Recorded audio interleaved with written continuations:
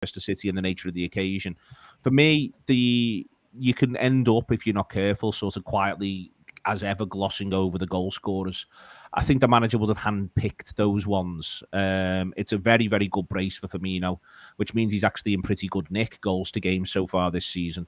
Mane manages to get one in the back of the net himself, and the main fella just continually shows it. He's having some season, Salah. Yeah, true on all three counts. I was looking at their goals per minutes ratios this season, and Bobby Firmino's, I think, got the greatest goals per minute ratio of any player in our history. It's a goal, and I think I'm right on this, every 42 minutes. Now, if Bobby retains that rate of goal scoring, we're in for a hell of a season. But yeah, I was delighted that all three got on the score sheet. I was also I was pleased at the weekend that Jota had got himself back amongst the goals. So we're sort of tallying up now. He's on 3, Firmino's on 3, Mane's on 4, and Salah's on 8, I think it is. It's an ominous start, really, from our front four for the season. It really does bode well. They started in fits and starts last season as a unit, and I think it affected us. This certainly augurs well. And also the fact that you're seeing hints of getting on the score sheet by the likes of Jordan, who I think will score 1 or 2 more this season. I think Curtis will score a few if he continues to be a consistent starter. So yeah, long may it continue. It's across the board, Emma. The goals are coming thick and fast for Liverpool. It's a crazy, it's an unprecedented almost run. They're on away from home as much as at Anfield. There was someone tweeted in the week, I think it was Carl Clemente, that Liverpool are the second side ever to score 3 or more in 6 consecutive away games in all comps. The first team ever was Jurgen Klopp's Liverpool of 2017-18. It's a team that is not to be messed with, and I'm in part excited for the weekend, but to me it sets the whole season up. But it also shows a modern football sort of way, but also a Jurgen Klopp sort of way. Stability at the back adds to greater threat in attack. The whole thing, you cannot just put all your eggs in one basket and hope for the best. It moves everywhere. Yeah, you kind of took my thoughts out of my mouth then, because that's exactly what I was going to sort of suggest, was that essentially when Jurgen Klopp came in, he said, look, I want to play the type of football that brings fans closer to this club, closer to my team. And he went out and brought in a goalkeeper and a centre-back for, a lot of money, and essentially built his entire legacy so far at Liverpool around those players. Yeah, obviously he brought in Sadio Mane as well, and he was crucial to the start of Jurgen Klopp's reign. But it was essentially built on that foundation of Virgil van Dijk and Alisson. And I think he's shown by the transformation of Andy Robertson and Trent Alexander-Arnold that the fullback roles can be turned into an attacking weapon. They have become kind of, the focal point of this team in terms of the way that they build attacks from the back. Then you've got ball-playing centre-backs in Joel Matip and Van Dijk and Joe Gomez as well. So everything that kind of Jurgen Klopp has built from the back has been around how they can damage opposition. It's not just about keeping it tight. It's not just about, defending their own goal. It is about how we can move the ball in transition, how we can turn their attack into a more threatening attack of our own. And I think we see that in every attacking performance. And with the license that, we spoke about before, about the license that Curtis Jones had, for example, in midweek, the license that Mohamed Salah has every other game is that, he has that freedom and he has that sort of creative role that he can be quite fluid across that front three, and all players in that front three know that as well. So yeah, it's been a really strong foundation, and I think it's paid dividends so far. I think with that, Phil, it's why also Fabinho comes in at the fee that he comes in for and is so important to this team. I think for me, there's a lot that isn't right at the heart of the defence against Brentford. But also, I don't think Fabinho plays at all well. I thought he was tremendous against Porto. I thought every single time he was called upon, he backed himself. He created 50-50s where it didn't look like there was one, and then he won the 50-50 that he created. Repeatedly, I thought it was a consummate holding midfield performance from what is the lad who's probably the best holding midfielder in the world. Yeah, I find it bizarre that the Brazil manager keeps going with Fred over him. It's one of the oddest things in football at the minute that there's someone who's clearly so good for Liverpool is on the back foot relative to someone who is basically a laughingstock at Manchester United for all intents and purposes, and he's absolutely phenomenal as a footballer. He was brilliant the other night. His ability to sort of position himself and win the ball is, I genuinely think, is second to none. I don't think there is anyone on the planet playing to the standard he is in that role at the minute. He's been fantastic for 2 or 3 years now, and it is such a huge boost to have him back in the midfield, but also with him having genuine top level centre backs behind him, and the centre backs mean he can sort of be a bit more aggressive as well. It's not just that, like the back end of last season when he was in midfield, he was playing very well. He's got some people behind him he can trust more than he did now, and that enables him to do more of his game than just what he was last season, which was still very good, but it wasn't quite what you want to see from him. Whereas the other night was a textbook performance from him. It's last word on it, Rob, is that, we know there's the power imbalances. We know there's the disparities across the European leagues this season. We know that budgets play a big part. We know that Liverpool are one of the teams with the biggest wage budget. We know all of this. But the thing that sticks in my mind was when that draw came out, everyone in the world of football said, tough draw for Liverpool, that. Tough draw for Liverpool, that. It's going to be a really difficult group to get out of. Liverpool themselves said that. The manager said that. There's humility about this Liverpool team. I'm very, very grabbed by the fact that there's every chance Liverpool might end up making relatively short work of it. And you can talk about those disparities all you want. The same disparities are in play for Manchester United. They get beat at Young Boys and they claw themselves out of jail against Villarreal when they didn't deserve a thing out of the game. It's the distance that Liverpool are better than so many other teams in Europe. And it's not quite a performance to pin the continent back by its ears, because I reckon the continent was already pinned back by its ears where Liverpool are concerned. Yeah. Yeah, that's very true. It was cited as being one of the 2 groups of death, I think, in the draw. To use that phrase, Jurgen reiterated, tongue a little bit in cheek, maybe, but as near as damn it was considered one of the groups, one of the hardest groups. Which plays into the fact that nobody thought this current iteration of Porto were going to be mugs. Nobody thought this current iteration of AC Milan were going to be mugs, having finished second in Serie A, and Atletico are Spanish champions. I felt coming into the first game, home game against Milan, I felt very, very strongly that Liverpool needed to post 3 points on the board. Otherwise, Porto would be a very tough one to get more than a point from, and we could end up going into Atletico without a win under our belts and under pressure, and therefore looking at needing to get wins away in places like Milan. Let's put it this way, it wasn't hard to paint a scenario where this group got really, really tough, and we were up against the prospect of elimination whilst also trying to win back-to-back big Premier League games. So to not only post 1 win in the first 2, but 2 is a remarkable achievement, but it's a really, really strong start. And it gives us, I don't want to tempt fate, but it gives us breathing space and room to have a bad day at the office if needs be. Absolutely. Let's talk about the big day at the office that's coming on Sunday for Liverpool in a minute or two. If you're listening to this live on TAW Live, thank you very much for joining us. Sorry we had minor connection issues early on. If you're listening to this as a podcast, what's going to come up now is there is going to be John Gibbons talking to Peter Moore about Roger Hunt prior to what will be a good celebration of his life and his career at Anfield on Sunday. That'll be part of the pre-match build-up. We'll be talking and people thinking about Roger Hunt, Liverpool's second highest ever goal scorer. And then we'll be back, the 3 of us, Rob, Emma and Phil, to look ahead to what will matter more than anything that you can possibly imagine on Sunday, that 90 minutes against Manchester City. Don't go anywhere. And we're back. We are back. Before we get stuck into Manchester City, I'm going to come on to a couple of your comments. But also, this week, somebody else passed away. A player liaison officer under Gerard Houllier and the early part of Rafa Benitez. Someone who was much, much admired and adored. Norman Gard, who so many former players went out the way to praise. Rob, I know you had the fortune to know Norman.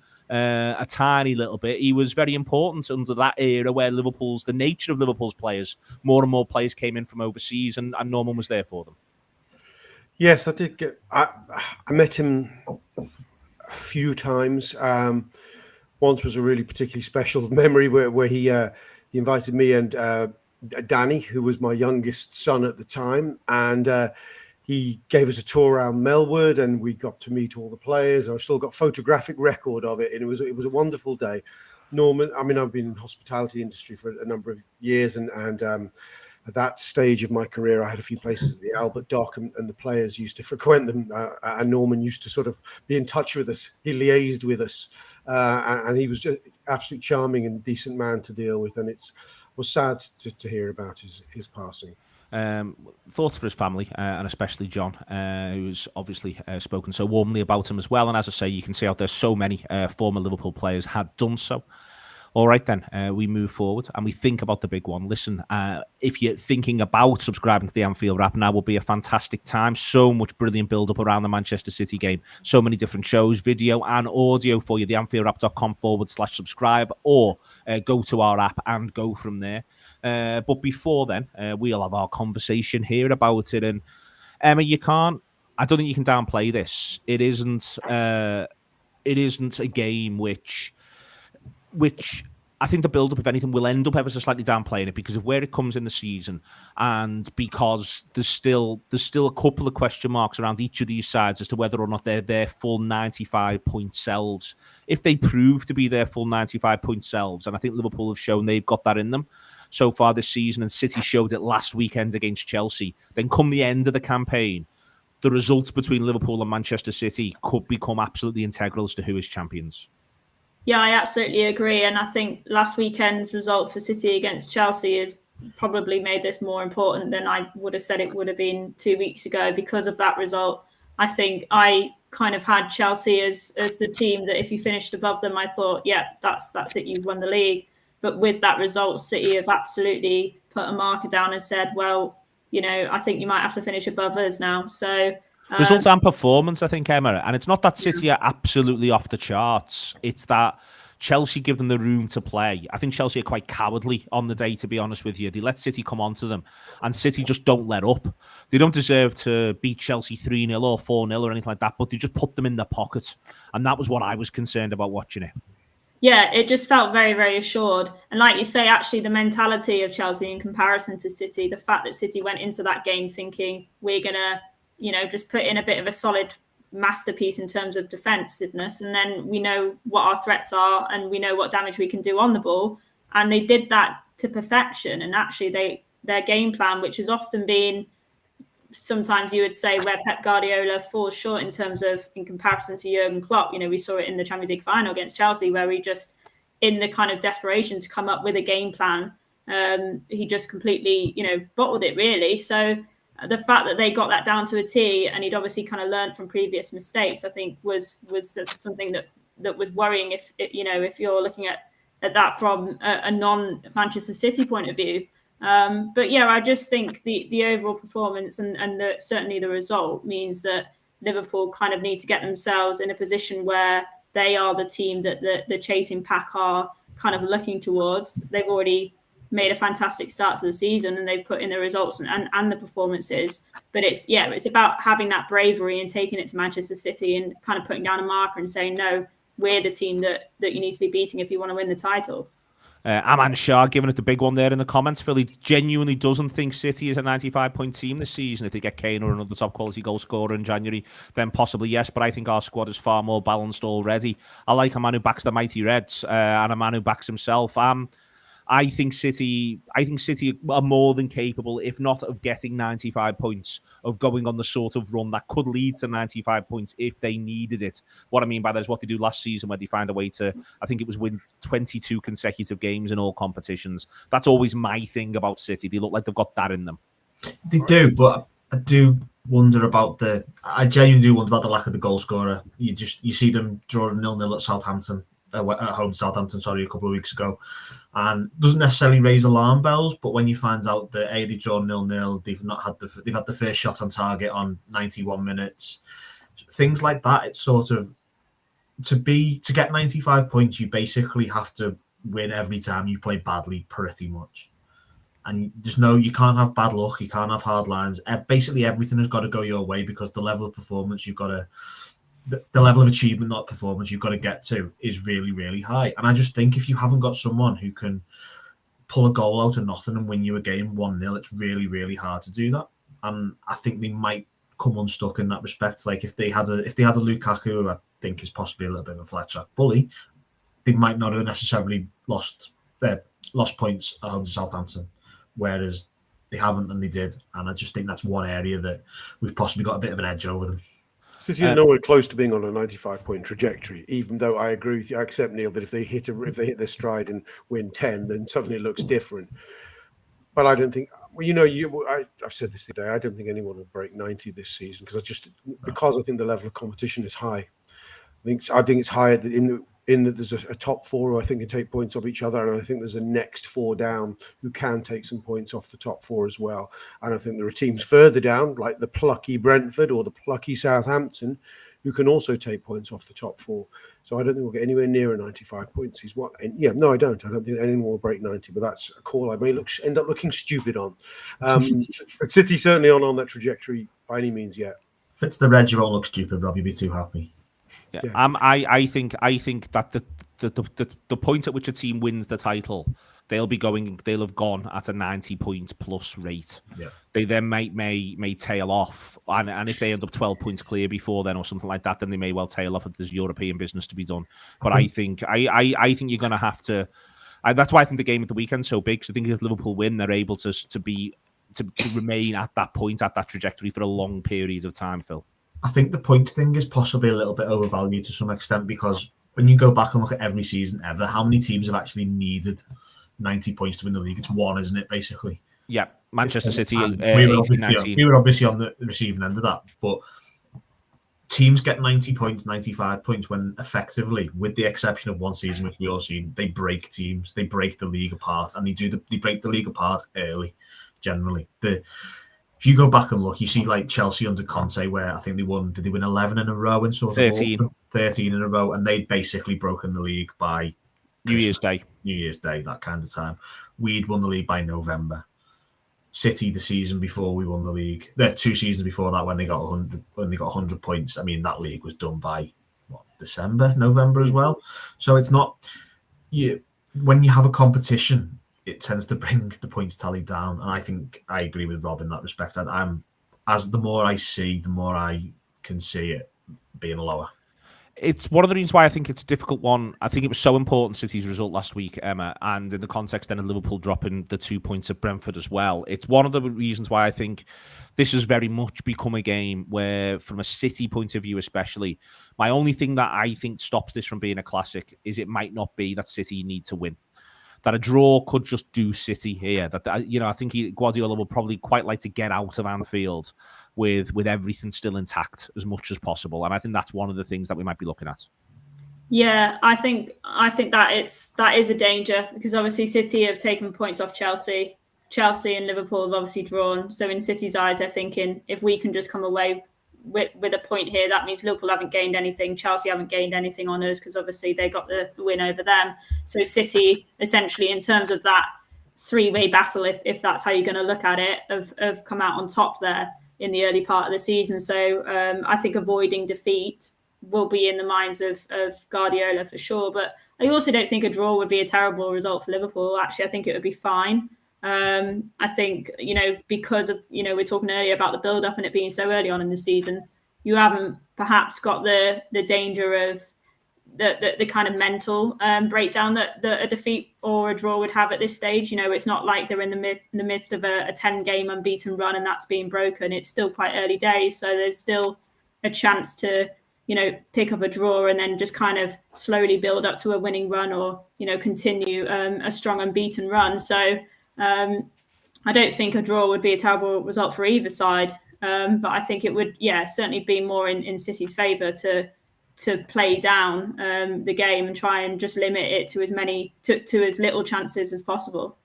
One of the big tactical questions being asked that's coming repeatedly in the comments, Emma, it's I would say, the Jota Firmino conversation is one where it's a matter of choice as to who you prefer, and we can discuss that. We obviously know the manager would like to pick Trent Alexander-Arnold at right back, and now we know that he's not going to be able to. I think he'll go Milner. I can see an argument for Gomez. What do you think he'll do?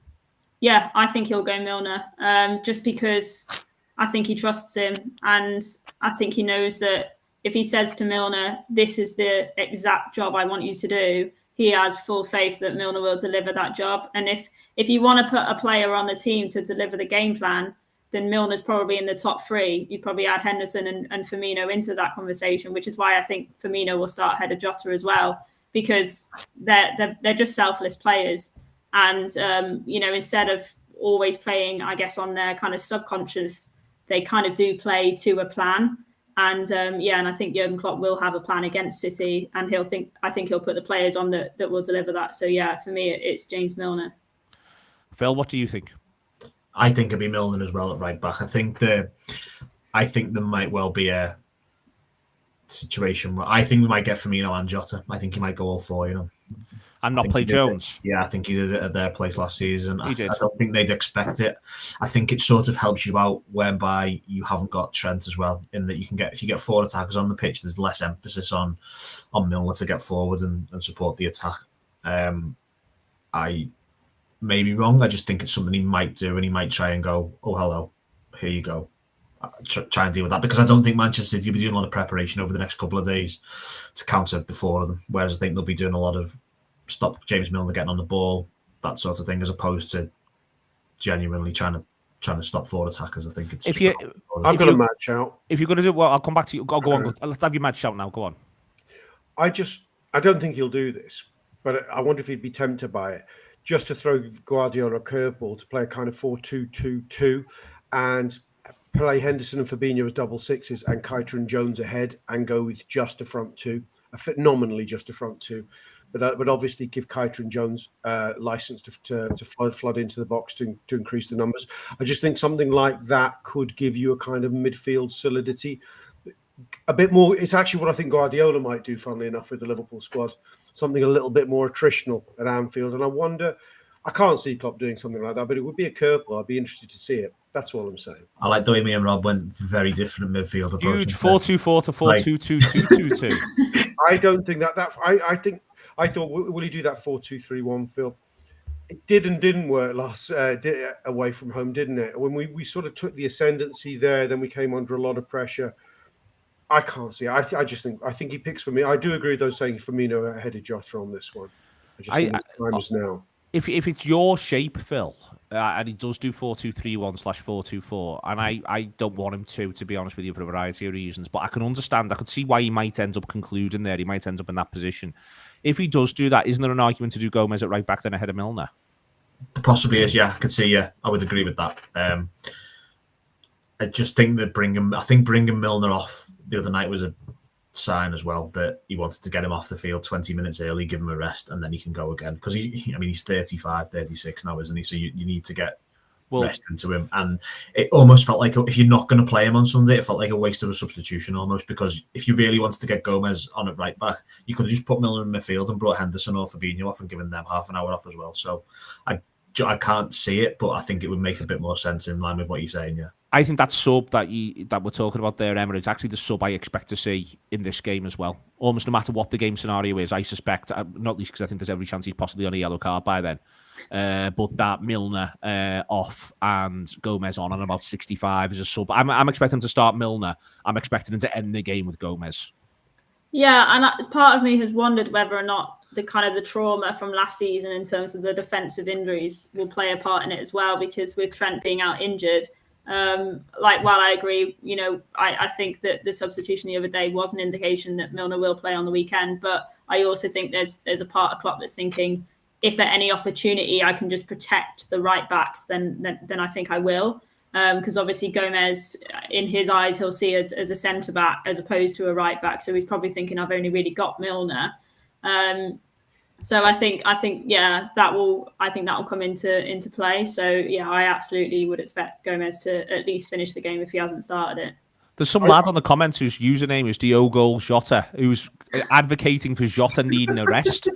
Honestly, if you're going to take the lad's name, you've got to back him to the hilt to play every game and score every goal. Diogo, come on, you called him Diogo, for God's sake. Maybe it's Diogo. Maybe he's got reservations and he needs, needs to voice them somewhere. Firmino's been excellent in training, lads. Don't ask me how I know. I am Diogo Jota, not Diogo Jota. We're two different people. Never been seen in the same room at the same time. I think in second guessing Klopp for this one, it's not. It may not be quite the obvious set of predictions, given, say, one or two variables that we think it is. Klopp threw us a big curveball, I think, post Brentford by picking exactly the same team. I think bar one player for Porto in the week, which was very surprising given his recent evangelism for rotation. I know the argument is that Tuesday, Sunday is a fair old gap, but it's still Tuesday, Sunday after a European midweek away. And I think the side he picks will be a lot to do with what he's seen in training in the last 48 hours, what kind of intensity he's seeing there. We're sort of more or less saying, same again, give or take, is it Firmino for Jota? Is it Firmino for Jones? Really, that's all anyone's really saying here. There is a possibility that he goes, fuck, this is City. We need some intensity here. We've been away. I've just seen a touch of tiredness them on Friday morning in training. I think it's worth contemplating. What does he do if he thinks he wants to do what he would ordinarily do, which is make 3 changes to his front 6? That's what he would normally do. But I think he won't. But I do wonder. If he does, what are those changes? I would say Firmino and Keita. Don't know if there'd be another one. I don't think there's room for another one really currently. I don't see a world where Henderson and Fabinho don't both start, and I don't see a world where Salah and Mane don't both start. So there's 4 of your 6. Where maybe those 2 will be the only ones that maybe the left back, but I can't see him doing that. No. And he loves Matip at centre half, and I'd be surprised if Matip comes out for Gomez. I'd be very surprised if Matip comes out for Kanate. Matip's getting 2 weeks off after this as well, isn't he? So yeah, I think he'll like Matip. I think he'll like Keita as a sub. The potential of being able to get him to come on and go either way. I think that'll be important to him. Jota, yeah. It's a big occasion for the crowd, Phil. I'd say this. Chelsea, in part because of the way the game goes, it was very noisy, Chelsea. It was very loud. But it's sort of in a couple of ways, partially how Chelsea plays, then the red card. It became a game that was difficult for a crowd to get into. I think from minute 1, this will be a game that the crowd is very much into. 4:30 on Sunday. I think that you got to see that in the early stages against Chelsea before their goal, and then, as I say, the kerfuffle around the red card. I'm expecting an atmosphere that could really get on City's back and raise Liverpool. Yeah, the only thing I would say to that is we played them on pretty much the same weekend about 3 years ago, didn't we? When Mahrez missed the penalty. Yeah, and my memory of that is that it was basically a game where nothing happened. The crowd was sort of reduced by the fact that nothing happened. Guardiola did a very good job of that, to be fair.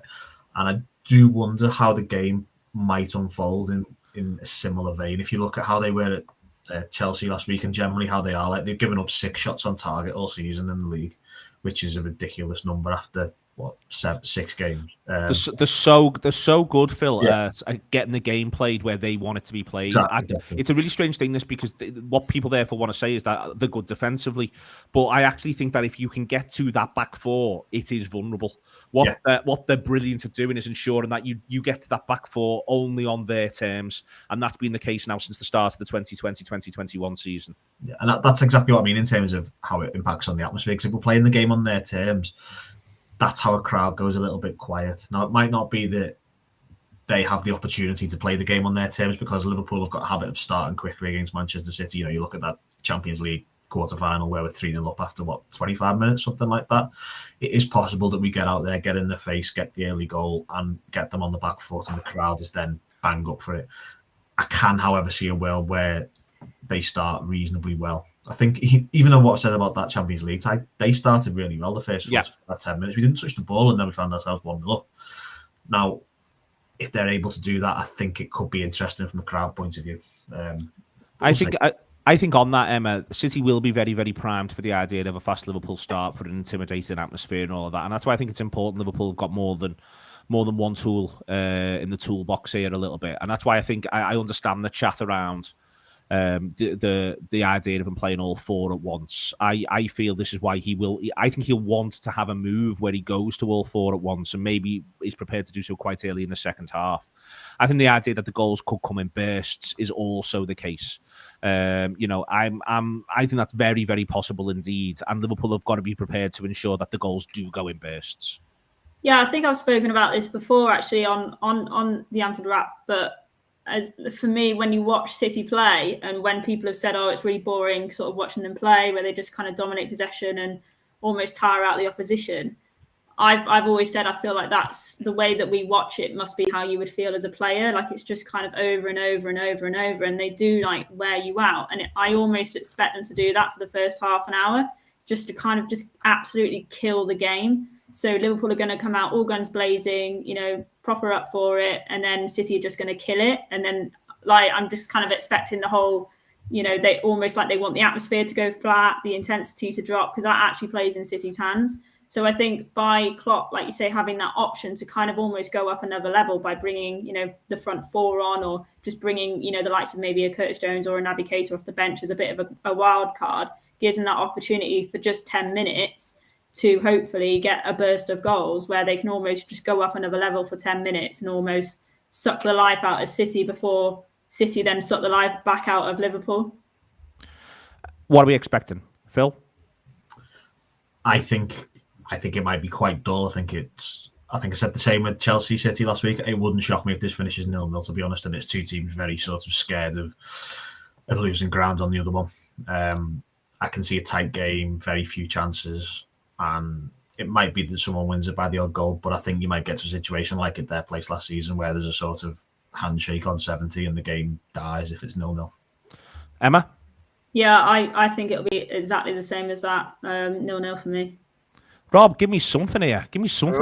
Honestly, I'm out early on Sunday, and I'm not now. I'm seeing vibes of a 20. I'm still going out. I'm seeing vibes of a 2018 tribute season here. I'm seeing Liverpool being wild and winning well, and I'm seeing a Curtis Jones masterclass, and I think he'll start.